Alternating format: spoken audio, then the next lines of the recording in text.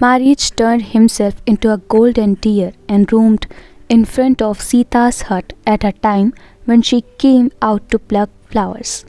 Hello and welcome to my channel. I'm reading book Ramayan and today I'm reading part 11, The Kidnapping of Sita. So let's continue. Sita was enchanted to see such a beautiful creature and called out to Ram, "Can you please catch this exquisite creature for me?" She asked. "Let us take to Ayodhya when we get back," she suggested.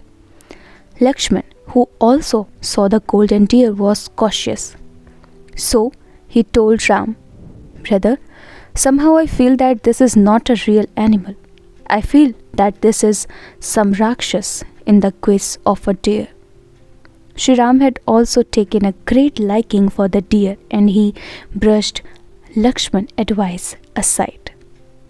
"Lakshman, this deer is rather unusual. I also like it as much as Janki.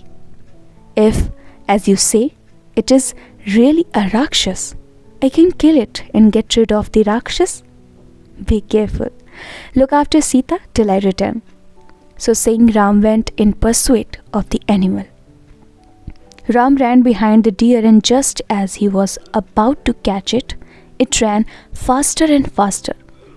Ram chased it on and on, but he still could not catch it.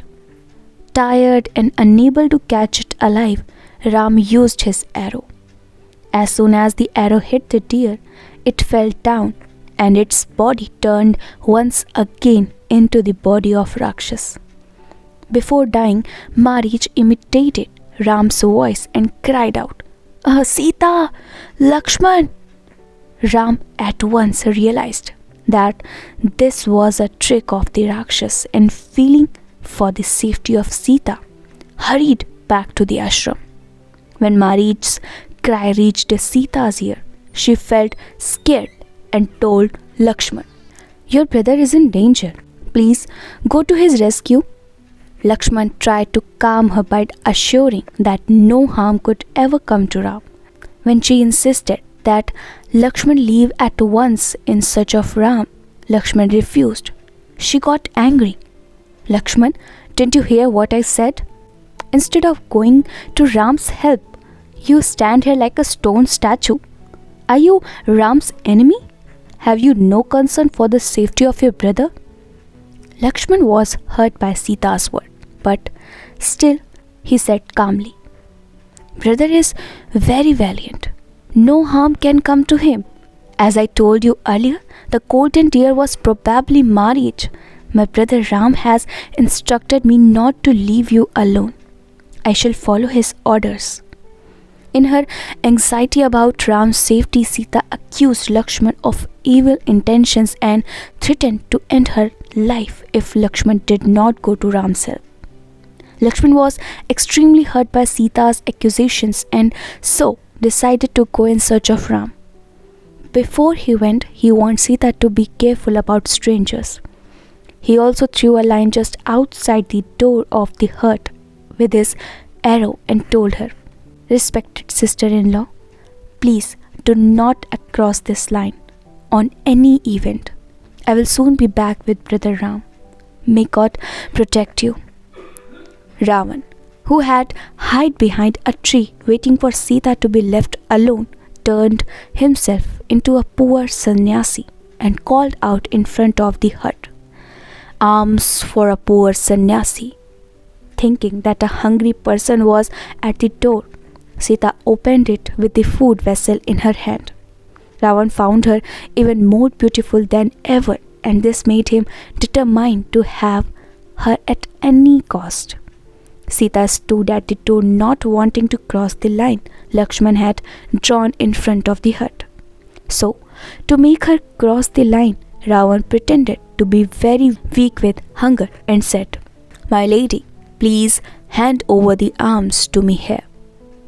As soon as the unsuspecting Sita walked across the line, Ravan grabbed her and revealed his true identity. "Oh, beautiful Sita, I am Ravan, the mighty king of Lanka. I have come here to take you to my kingdom forget about Ram, who cannot even feed you well in this forest. I will treat you like a queen and give you all the luxuries of life. Sita was very angry at such indecent talk. She tried to pull away her hand, but Ravan ignored her warnings and pleas and forcibly dragged her into his Pushpak Viman. Soon he was airborne. Sita, who was rambling like a fawn, cried out, Ram, Ram, Lakshman! Where are you? The wicked Ravan is taking me away. But there was no response. So she made a fervent plea to the trees and the birds to convey the message to Ram that she was in distress. Jatayu, the king of bird, heard her cries. As soon as she saw him, she pleaded with Jatayu, Will you please tell Ram about my kidnapping and save me from this wicked man? Jatayu blocked Ravan's way and advised him, Leave Sita alone. A king of your stature should not resort to such wicked act. Sita is another man's wife. What would you have done if your wife was kidnapped by another man? Ram will certainly kill you for this.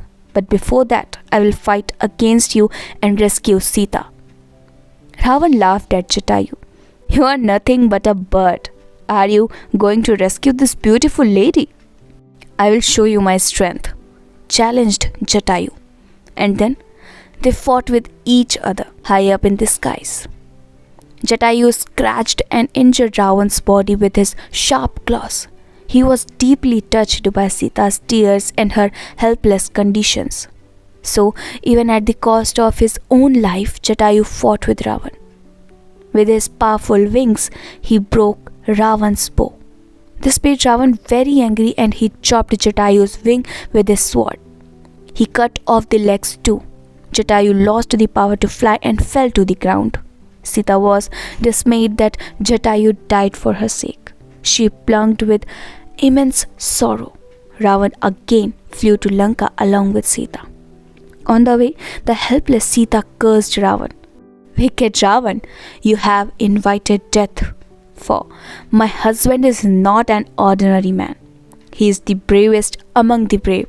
He is unrivaled in the art of warfare.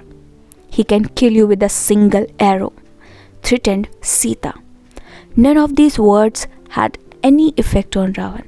He was mighty pleased with himself that he was about to enjoy Sita's company. Feeling desperate, Sita looked down and noticed a group of monkey men sitting atop a hill. Without losing any more time, she removed all her ornaments, wrapped them in a portion of her upper garment, and threw down the bundle so that it fell amidst the monkey men. The surprised monkey men looked up, but by that time Ravan had zoomed past them. He crossed the ocean and reached Lanka. Ravan kept Sita in his royal chamber and appointed Rakshasis to guard her. He instructed them to look after Sita well and to hurt her anyway.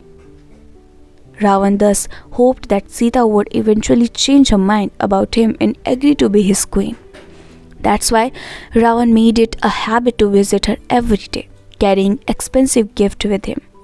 He pestered her, pleaded with her, and tried all sorts of methods to make Sita agree to his desire. Sita was disgusted by the way he talked. As soon as Ravan came to the chamber, she would close her eyes and close her ears with her hands. Ravanasur, you are talking to me in an immoral way. Whatever you say or do, I won't even look at you or listen to you. You tricked me into believing that you are a sannyasi. Alas, I did not listen to Lakshman's advice, lamented Sita. Every day she wept bitterly at her misfortune. Irritated with her persistent refusals, Ravan warned her. Sita, I will allow you 1 year's time. If by then you do not change your mind and wed me, I shall cut you into pieces. He ordered the Rakshasis to guard Sita in Ashok garden and to try to make her agree to his proposal. So, This was it for today. I'll be back. Till then, keep smiling.